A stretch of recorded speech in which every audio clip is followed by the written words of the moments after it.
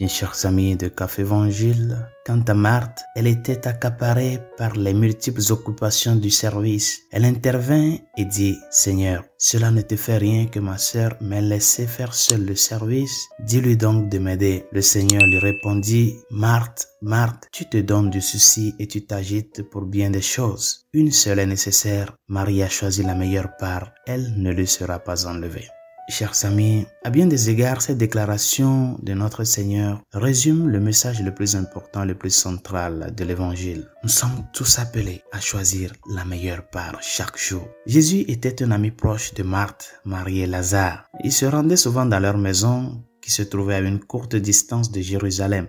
C'est pour cela qu'on les appelle souvent les amis de Jésus. En cette occasion, alors que le Seigneur visitait leur maison, l'une de ses sœurs Marie s'était mise aux pieds de Jésus, l'écoutant et conversant avec lui. Et Marthe, qui s'occupait des détails importants de l'hospitalité, semblait contrariée par Marie. Et elle s'est donc adressée au Seigneur, lui demandant de dire à Marie de l'aider. Mais ce faisant, elle essayait aussi, sans le savoir, de détourner Marie du but le plus important de sa vie. Chers amis, en s'asseyant aux pieds de Jésus, Marie nous a donné un exemple de l'objectif le plus important que nous devons avoir dans la vie. Bien que nos journées soient remplies de nombreuses tâches nécessaires, telles que la cuisine, le nettoyage, le travail, les loisirs, le soin des autres, nous ne devons jamais oublier ce pourquoi nous avons été créés et ce que nous ferons pour l'éternité, l'adoration de notre Dieu glorieux. Considérez tout ce qui occupe votre journée. Même si la plupart de vos activités sont importantes, prenez-vous chaque jour le temps d'entrer dans cette intimité avec le Seigneur, de l'écouter, de le glorifier par votre prière. Ne laissez pas Dieu au second rang dans votre vie. Nous pouvons souvent trouver du temps pour de nombreuses autres tâches importantes dans la vie, ainsi que pour celles qui ne le sont pas.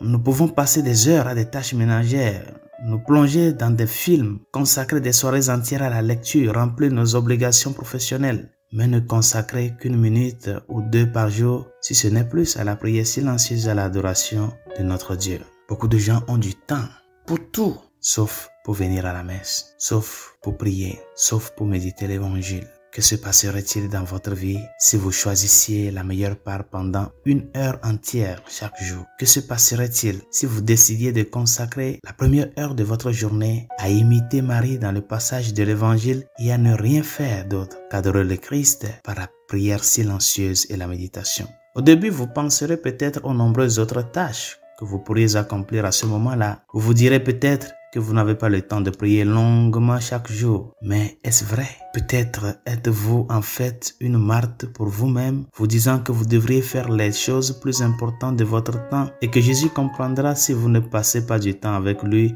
seul dans l'adoration et la prière chaque jour. Si c'est votre cas, soyez attentifs et très attentifs à ce passage de l'Évangile. Et à bien des égards, le Seigneur désire profondément dire cela à votre sujet. Il veut dire de vous que vous avez choisi la meilleure part pour une longue période de temps chaque jour et que cela ne vous sera pas enlevé. Résolution de ce jour, réservons du temps au Seigneur. Offrons-lui un temps de notre journée, une trentaine de minutes, 1 heure de temps. Si c'est possible, allez à la messe. Dans la semaine, si ce n'est pas possible, méditez l'Évangile, réservez un temps de tu à tu avec le Seigneur. C'est la meilleure part qui ne nous sera jamais enlevée. Bonne journée, Dieu vous bénisse.